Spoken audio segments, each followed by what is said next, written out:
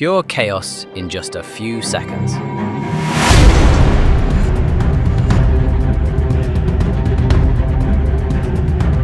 The first laps show no mercy.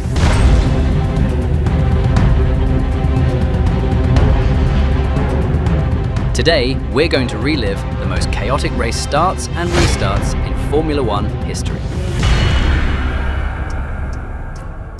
When we talk about chaos in Formula One, Spa 1998 is basically the rulebook. Rain, zero visibility, and David Coulthard as the unexpected trigger of a day that felt like it was written by someone who wanted to destroy as many cars as possible. McLaren leads away with Mika Häkkinen, David Coulthard, there's Damon Hill, Michael Schumacher. Just look at those conditions, driving into a solid wall of spray. Yes, it's go! And Coulthard drags. Great start by Eddie Irvine. Fielder, look at Fielder, and into the wall. Who was that? Coulthard in the wall. David Coulthard into the wall will stop the race. They'll have to red flag this. Terrible. Look, this is quite appalling. This is the worst start for a Grand Prix that I have ever seen in the whole of my life. It's going to take an enormous time to clear all this lot up. Drivers will be rushing back now to the pits. The second start wasn't any calmer. This time it was Mika Häkkinen who retired after contact. And while Michael Schumacher was dominating with ease, as says the Michael Griemer-Loking and ease devotes more, the big plot twist came on lap 25. Coulthard, after being warned that Schumacher was about to lap him, slowed down right on the racing line in the middle of the rain. Schumacher couldn't see him at all. Oh God! Michael Schumacher hits David Coulthard and is out. That day, Spa left only 8 survivors at the finish line, with Damon Hill giving Jordan their first ever victory. But the drama didn't end there. Things got heated in the garages. He's going to have it out with David Coulthard. Coulthard, whether by accident or on purpose, depending who you ask, became the main character in one of the most absurd and unforgettable chapters in F1 history. Just when we thought we'd seen everything when it comes to chaotic starts, Silverstone 2022 came to say, "Hold my beer." Lights out and away we go. Sainz gets away well, as does Lando Norris. Charles Leclerc and Max Verstappen into Abbey, takes the lead ahead of Carlos Sainz, and at the back that's George Russell out of this race. As soon as the lights went out, Russell had a bad start. Gasly went for the gap, and the chain reaction began.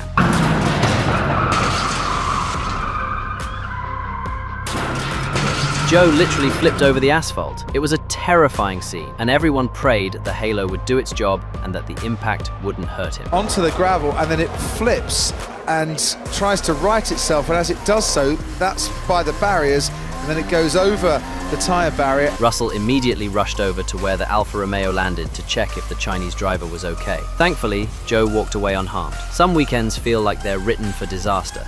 Belgium 1981 was one of those. Carlos Reutemann, while leading the championship, was already having problems with his Williams team, who kept favouring their lead driver Alan Jones. But the tragedy started even before the race. During practice, Reutemann accidentally struck Giovanni Amadeo, a mechanic from Osella, who sadly passed away later. Reutemann está en el interior de la casa rodante muy triste, debido a que cuando salía por última vez de boxes atropelló a uno de los mecánicos del equipo Osella que se cruzó delante suyo. Carlos Reutemann junto a Alan Jones y el señor Derek Ongaro, que le está explicando las heridas sufridas por el mecánico de Osella que se accidentara en el momento de la salida del auto de boxes. The disaster continued at the race start. Riccardo Patresi's arrows stalled on the grid, but the marshals didn't stop the procedure, and chaos broke loose.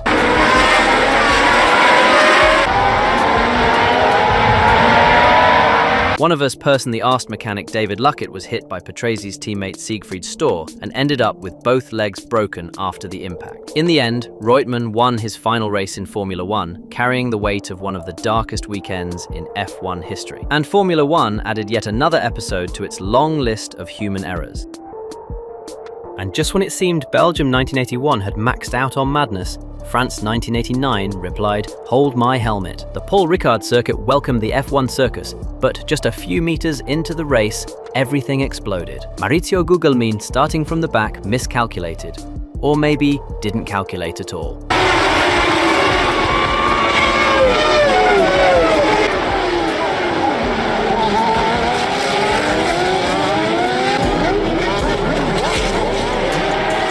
The result? Red flag, total chaos in the pit lane, and track marshals rushing to evacuate drivers due to fuel leaks. The crash was massive, and Nigel Mansell, with his Ferrari badly hit, was forced to restart from the pit lane.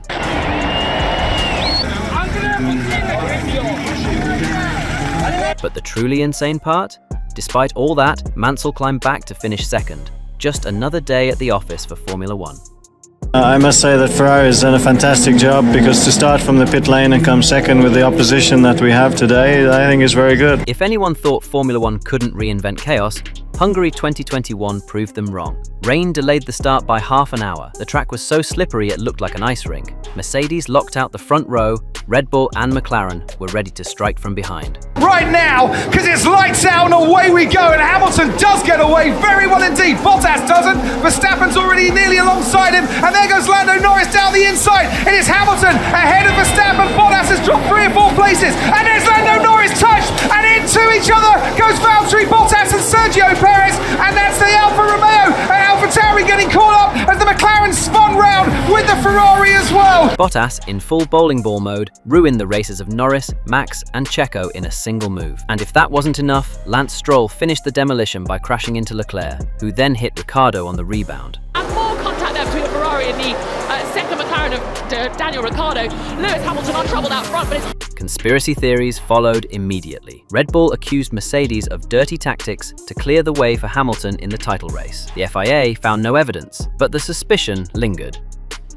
When a corner seems thirsty for carbon and shattered fiber, it's time to be afraid. In Montreal, that corner was turn 1. The start of the 1998 Canadian Grand Prix turned into a wrecking carousel. Wurtz went flying, Trulli and Alesi got tangled in a multi-car crash, and chaos broke out from the very first meter. Nice start from Coulthard. Great start from Schumacher. Schumacher second. Schumacher has passed Mika Häkkinen already. And is going for the lead, and off goes. Now they're going to stop the race, no doubt about that at all. Well, it's one of the Benettons. I think it's Wurtz. Red flag. Everyone back to the pits. And just when it seemed the same disaster couldn't happen again, it did. On the restart, Trulli and Alesi crashed again in the exact same spot. This time, one car ended up on top of the other. They're coming together again, and off Spencer Jordan and Schumacher again. And they're going to get through all right. Yes, they keep going, but there's problems there, and that is Jean Alesi, and on his car number 12 is Jarno Trulli. This is going to be another race stop. What followed was a survival race. Safety cars, more crashes, and a paddock in shock. Michael Schumacher took the win, but that day in Canada left one big question hanging. How many times can you fall over the same stone or the same corner? Now imagine a tire explosion at over 300 kilometers an hour on a straight while leading the race. That's how Max Verstappen saw his championship lead go up in smoke. Oh, and it's Max Verstappen! Max Verstappen on the main straight! Leading this race, now out of this race. Sergio Perez leads. Lance Stroll had suffered the same tyre blowout earlier in the same spot with the same type of failure. But unlike the Canadian, Max had the win in his pocket. The race was red flagged. Race control ordered a standing restart with just 2 laps to go. And Perez was now defending pole in this mini race to the finish. Perez on pole, Hamilton alongside him on the front row. Perez gets away well, Hamilton will wheel spin. Sebastian Vettel is coming at them as well. Perez tries to cut off Hamilton, who locks up and goes straight on. Perez leads from Sebastian Vettel. Then the unthinkable happened. The world champion made a rookie mistake. Hamilton accidentally triggered the magic button, a brake warming function, and went straight into the runoff. Did I have magic on? Yeah, but just knock that off. I could have sworn I turned it off. Yeah, you did, but knocked it on with the upshift. That day in Baku was a strange mix of luck and madness. 2 drivers out because of tyre failures, another out due to a simple human error. But the most shocking part? In Formula One, no race is over until the checkered flag waves, not even 2 laps from the end. But what happened in Baku was just the beginning. Because in that season, every race was dynamite. Verstappen wanted his first title. Hamilton his 8th, and in Silverstone, neither of them was going to lift. Once again, Max Verstappen gets a decent start. Verstappen's ahead of Lewis Hamilton, going through the second turn. It's the Red Bull, but Hamilton's coming back. Into Village we go. It is Verstappen from Hamilton, then Leclerc, Bottas and Ricciardo ahead. The start was clean, but only until Copse Corner. Room there and avoid that crash. He was on the inside, of course. Lewis tried to dive inside at one of the fastest corners in F1. His left front tyre touched the right rear of the Red Bull. Max was sent flying into the wall at over 250 kilometers an hour. The impact? 51 Gs. Brutal. That's an enormous accident, and it was 100% Max's corner. So, as far as I'm concerned, full blame lays on Hamilton, who should never have been in that position. What came next was a storm of accusations. Red Bull was furious. Mercedes called it a racing incident. Race control gave Hamilton a 10-second penalty, but it didn't stop him from winning. Lewis, we never give up. We never give up. This is still on. Damn right, Toto, damn right. I want to say a big thank you to all the fans here. Verstappen ended up in the hospital, and what made him even angrier was seeing Lewis celebrating like nothing happened. That day, the battle turned into war, on track, in the media, and behind closed doors. The 2021 season was already iconic, but after Silverstone, it got personal. Silverstone had lit the fuse, but Abu Dhabi was the explosion. They arrived tied on points. An entire season, 21 races of battles, overtakes, penalties, and media warfare all came down to 58 laps. We've been waiting for this all season long. Hamilton gets a decent start and he's already ahead of Max Verstappen. Hamilton leads into the first corner. Hamilton was in control. He had the pace, the composure. Everything pointed to his 8th title. But fate, once again, had other plans. Wearing a blue helmet. Oh no! Nicholas Latifi has crashed, and I think that is at turn 14. That will be a safety car, and coming into the pits, Max Verstappen. Hamilton stays out. Verstappen coming into the pits. Nicholas Latifi crashed his Williams in turn 14. Safety car. Silence in Mercedes. Red Bull went all in. Verstappen pitted for soft tyres. Hamilton didn't. A decision still debated to this day. It's a really bizarre one, and it's harsh on Hamilton. No! No! This is a mess. Another huge mess. Fuck! Michael, that is so not right. That is so not right. And then came the most controversial move of the century. Michael Masi ordered only the cars between Lewis and Max to unlap themselves. 1 lap. Fresh tyres versus old ones. A sprint to the finish. Pure tension. And Verstappen sets after Hamilton.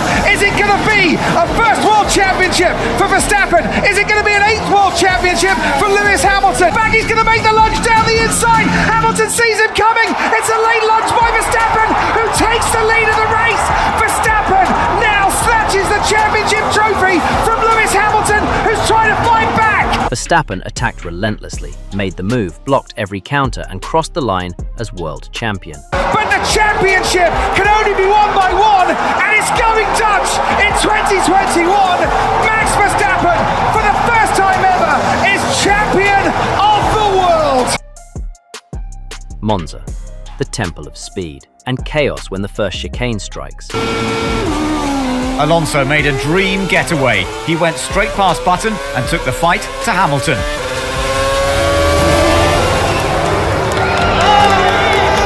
Fernando Alonso, right at home, launched himself into the lead from the start, but behind, disaster was cooking at full throttle. Vitantonio Liuzzi, driving the modest HRT, lost control under braking on the dirty side of the track. His car shot forward, bounced across the grass.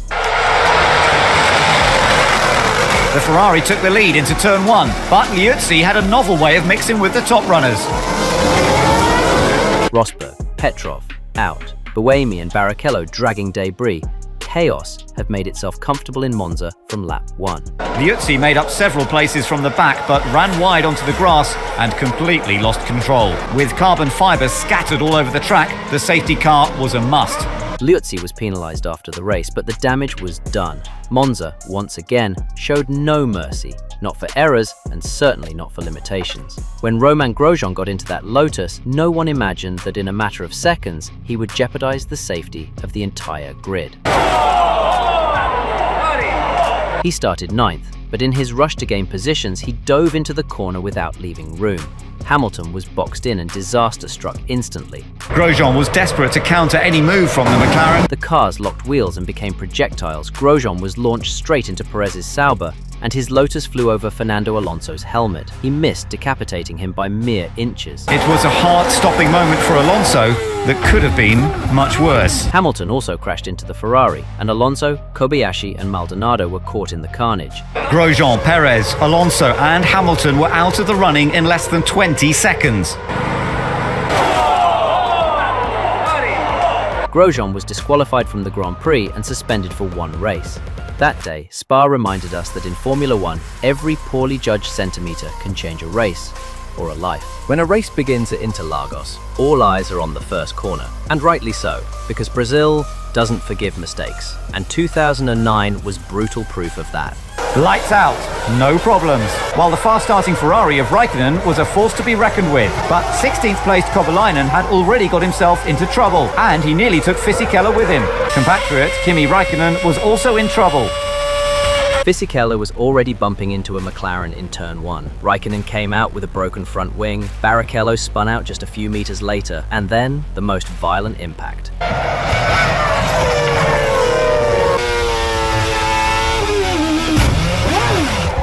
And poor Alonso was just in the wrong place at the wrong time. Trulli lost control and crashed straight into Sutil, taking Fernando Alonso out of the race too. Pieces of carbon fiber were scattered all over the track, along with everyone's nerves. Their race was finished, but it was just the beginning of Jarno's anger. He was overwhelmed by emotion and ran straight to tell Adrian exactly what he thought of their racing incident. And while that chaos was unfolding outside, inside the pit lane, Heikki Kovalainen drove off with the fuel hose still attached. Fuel spilled and fire broke out right in front of Raikkonen. Pure mayhem. There was a huge mistake at McLaren. The lollipop was lifted way too early, and fuel was showered into the path of the former McLaren driver. Trulli was fined $10,000 for physically confronting Sutil after the crash, but the most powerful image was one of non-stop chaos. Just one lap and 5 races destroyed. In the middle of a championship battle, Lewis Hamilton arrived at Fuji with fire in his eyes and nerves in his throttle foot. The prancing horse was closing in, but the mistake came from Lewis himself. Hamilton did not get a good start, and Raikkonen easily got the jump on him. Lewis would not accept defeat.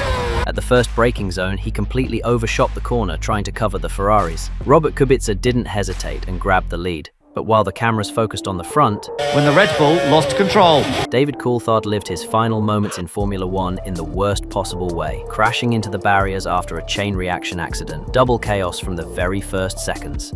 The night race in Singapore promised to be epic, and ended up being a disaster for Ferrari. Under a sudden downpour, nerves and ambition hijacked the most chaotic start in Marina Bay's history. As the lights went out, Verstappen launched well and Vettel began to move left to cover him. Raikkonen launched down the left, Vettel shut the door on the right, and Max Verstappen got stuck in a sandwich with no escape. Raikkonen had rocketed through from third and impact. All 3 cars touched. Raikkonen was now out of control, ran back into Verstappen, who also collected Alonso. In milliseconds, both Ferraris and the Red Bull were out. Fernando Alonso, who had made a brilliant start, was collateral damage in the carnage.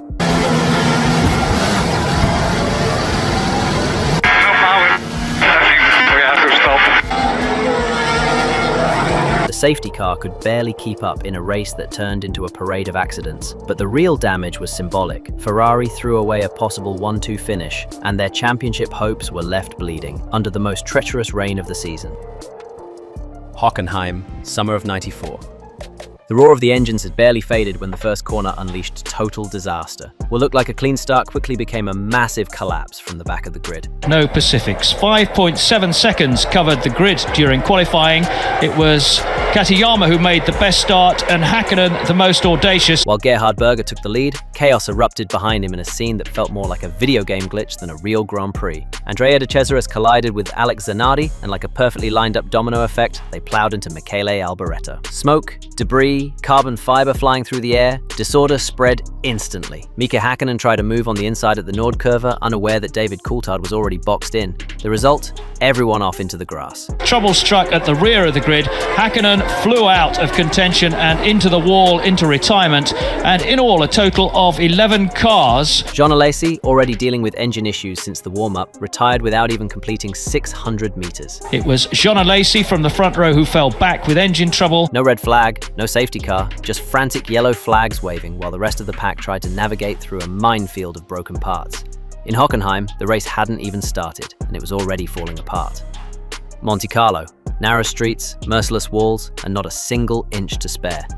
As soon as the lights went out, drama hit hard. Checo Perez had a poor start. From 16th on the grid, he tried to claw his way forward, but fate had other plans.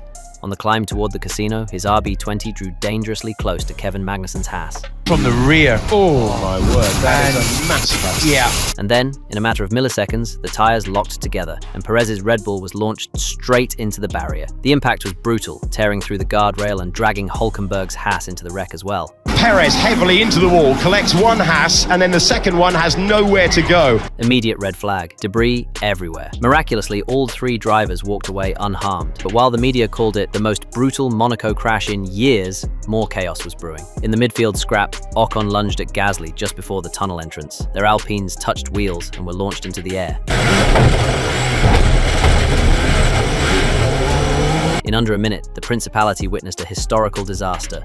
Lap 1 of the 2024 Monaco GP sent a violent message. There's no room for two, and sometimes not even for one. Sunday. Night falls over the desert in Sakhir. The world holds its breath for the race start, but no one was ready for what was coming. Turn 1 was uneventful, but as the cars reached turn 4, chaos struck. Romain Grosjean's Haas veered violently after contact with Kvyat's AlphaTauri, and then already, and is that damage for Lando Norris? That's certainly damage, and a big fire there! A fireball exploded instantly. At 221 kilometers per hour, the car split in two. The chassis embedded itself into the barrier, and the fuel tank turned into a torch. One car out there, and then Grosjean to the right-hand side. For 28 seconds, the world stopped breathing. The broadcast cut out. Nobody knew if Grosjean was alive, but against all odds. Wow, there's Romain Grosjean. Unbelievable.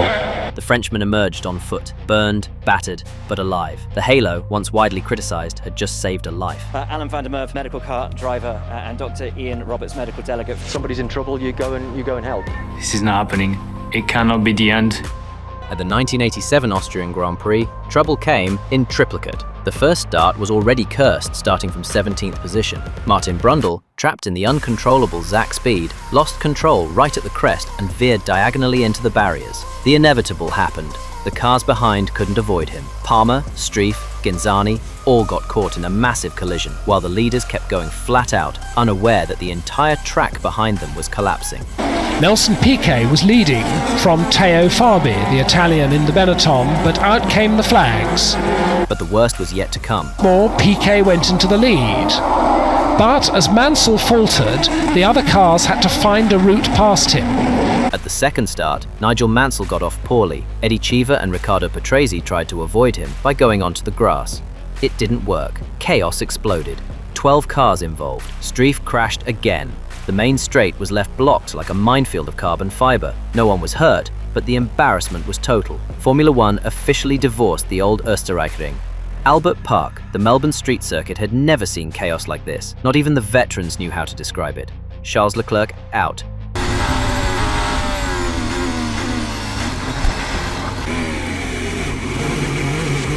Check car. Safety car on track. When the race resumed, another hit. Alex Albon lost control and slammed into the wall. There's Albon just oversteering his way to the barriers at the quick turn 6 now. Scatters gravel all over the circuit. The FIA responded with an unexpected red flag. Tactical chaos broke out. Some had already pitted, others hadn't. Restart. And a new order. Russell blew his engine. Virtual safety car. Then Magnussen hit the wall. Another safety car. And another red flag. Yeah, it was a sort of glancing blow then if he did hit it. It all came down to a 2-lap sprint. Standing start, soft tyres, another chance for chaos. And he's fighting with Gasly. They both draw each other into going too deep. And Alonso's looking at switchback time on Hamilton. And then these two, Gasly doesn't know his teammates there. Third red flag. Nobody understood anything anymore. Will it restart? Is it neutralized? Finally, it ended behind the safety car, with the grid restored to the previous order. Alonso recovered his podium, Sainz was penalized and left with 0 points, and Verstappen, almost unfazed, won a GP where every lap could have been the last, and only 12 cars saw the checkered flag. Mugello, a technical narrow track, with a main straight that turned into a death trap that day. It all started with an accident that triggered a race neutralization. But the real disaster was yet to come. Rolling start, supposedly under control. Bottas led the pack. The safety car turned off its lights, but way too late. And then chaos began. Some drivers in the middle of the pack thought the race had resumed and floored it. It was that's not good. Yeah, but the back of the pack decided the race was back underway, and the front hadn't yet accelerated. But what came next was the chilling part. Cars swerving across the straight, some braking, others accelerating blind, a ticking time bomb that exploded in slow motion. The FIA investigated nearly half the grid. 12 drivers were called for possible responsibility. No one was penalized, but all were warned. Was it Bottas for braking too much? The electronic panels? The safety car? Or just collective recklessness? Montreal. The lights were about to go out, and Riccardo Paletti, just 23 years old, was preparing for his 8th Formula One race. He never imagined it would be his last. There's the green lights, the field, and Pironi's in trouble. Pironi hasn't moved. The rest of the field goes. The two Renaults getting away, and there's all sorts of trouble on the grid. On pole, Didier Pironi. The lights went out, but his Ferrari didn't move. The clutch stuck. The rest of the grid launched, but behind, chaos was inevitable. Raul Boesel slightly clipped Pironi, Eliseo Salazar hit him from behind, and then Riccardo Paletti appeared with no time, no space, and no escape. He slammed into the rear of the Ferrari, and his Osella spun out violently at 160 kilometers an hour. Pironi had stalled and several cars involved. Pironi jumped out instantly to help. Paletti's car was destroyed. Sid Watkins arrived, the driver was unconscious. And then, fire. Flames burst from the cockpit. Pironi, Marshals, and Watkins managed to extinguish the fire in less than 20 seconds. But it was too late. Riccardo's legs were completely shattered. It took 20 minutes to extract him from the wreckage. He arrived at the hospital with no signs of life. Today, with modern safety systems, it might have been just a scare. But in 1982, safety was still far behind. Paletti had dreams, talent, and a whole life ahead. His death changed many things in F1, and it reminds us, with brutal honesty, why every safety upgrade matters. Rest in peace. In Formula One, there's no margin, no time, no forgiveness. The first lap, that brutal stretch between glory and disaster, is where chaos often finds its way. And restarts are even worse. Cold tires, hot adrenaline, and 20-plus beasts fighting for the same inch of asphalt. Every mistake costs. Sometimes it's a broken front wing, sometimes it's something much harder to repair. F1 has changed. Today's cars are armored capsules. There are halos, crumple zones, electronic controls, and impact sensors. But even now, every start is a gamble, every restart a Russian roulette. Because no matter how much tech there is, this is still a sport that goes 300 kilometers per hour, where a blink can change everything, where you need reflexes, cold blood, and sometimes luck. And still, they do it. Race after race, without hesitation. Because there, right on the edge between fear and speed, is where the brave live.